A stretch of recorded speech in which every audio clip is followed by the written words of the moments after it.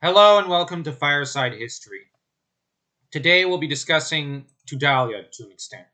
And I say to an extent because we're going to end up reading directly from his words. Mostly his attack on the land of Hasuwa, which had broken off from Tudhaliya's kingdom. Well, Hasuwa or Arzawa in the west, the region where we imagine and found out about a century and a half or so earlier, where Troy is located. So here we go.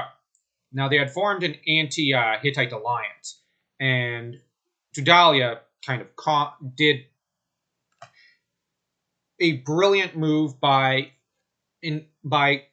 attacking the assembled enemy forces in the dead of night. So here we have his words. I, Tudhaliya, brought up my forces at night and surrounded the army of the enemy. The gods handed their army over to me. The sun goddess of Arena, the storm god of heaven, the protective genius of Hati, Zalaba, Ishtar, Sin, Lilwani. I defeated the army of the enemy and entered their country. And from whatever country an army had come out to battle, the gods went before me, and the countries which I have mentioned, which declared war, the gods delivered them to me. All these countries I carried off, the conquered population, oxen, sheep, the possessions of the land, I brought away to Hattusha. Now, when I had destroyed the land of Hasuwa, I came back home to Hattusha, and as booty, 10,000 foot soldiers and 600 teams of horses for chariots, together with the lords of the bridle, I brought to Hattusha and settled them in Hattusha. Wow. So obviously this confederacy in the west, along the Aegean coast, were obviously a dangerous threat, but they were annihilated by the brilliance of the Hittite leaders, whom they had obviously underestimated. Now, some historians have suggested that the number of 10,000 might be jumped up, but I'm not sure because, you've got a large region there along the Aegean coast, and obviously they would have called upon all the troops they could find. And these guys were, he could have beefed up the number by even grabbing farmers from that region and settling them in the region near Hattusha, so as to beef up the numbers of the Hittites themselves, which might have dropped in recent years due to, civil war. And his triumphs, though, in the West were short-lived and came at considerable cost. Now, while he was out there, the homeland had been left fairly open to the Kashka tribes, and in Tudhaliya's own words, now while I, Tudhaliya, the great king, was fighting in the land of Hashua, I should say, behind my back Kashkin troops took up arms, and they came into the land of Hati and devastated the country.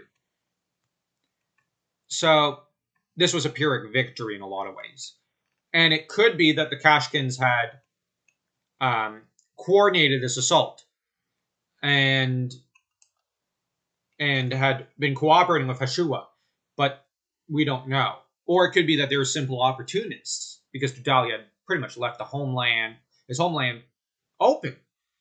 Either scenario is possible. We know very little about this era, except from fragmentary sources. Now, as to the people themselves, there was apparently a rebellion as well that took place. And Tudhaliya crushed it, but many of the rebels escaped to Mitanni. And, the king tried to have them extradited, but Mitanni refused.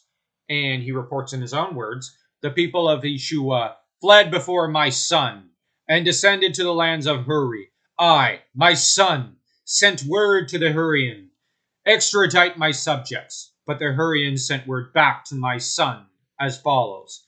No, those cities had previously in the days of my grandfather come to the land of Huri and had settled there.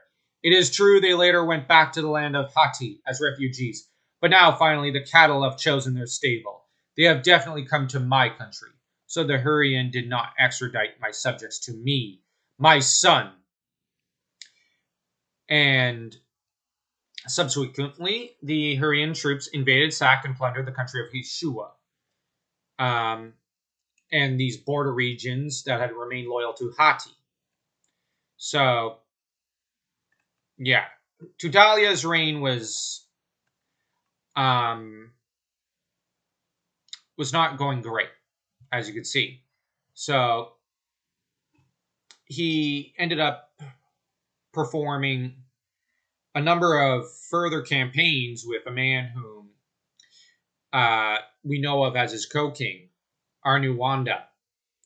And we aren't sure exactly who Arnuwanda is, but it could be that this was the husband of Tudhaliya's daughter and had been adopted as his son, bring him into the family, and thus following the succession laws laid down by Telepinu.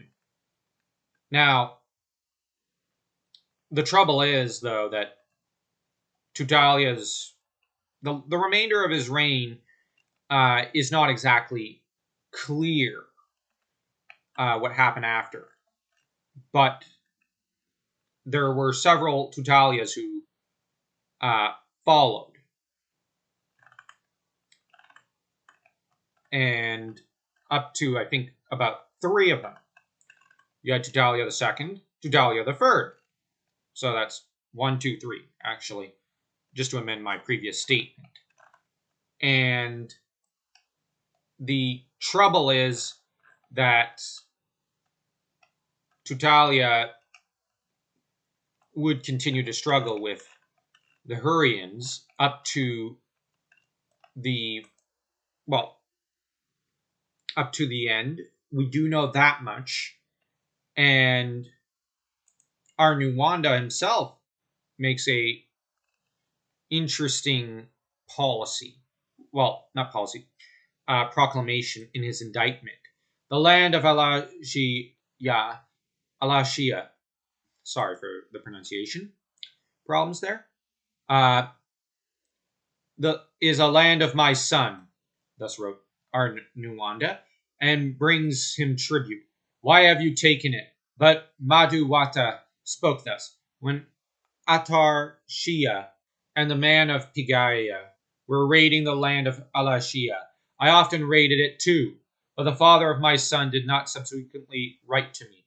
The father of my son never signified to me. The land of Alashia is mine. Acknowledge it as this. If now my son demands back the prisoners taken from Alashia, I will give them back to him. So there was evidently conflict in the east, as well as over lands in the west. And generally, you had nothing but struggle in the early New Kingdom period of, the Hittites. And this lasted for several reigns. And as you'll see, the Hittites would continue to encounter troubles. So stay tuned to, see more of these troubles. So like, share, subscribe, and leave a comment.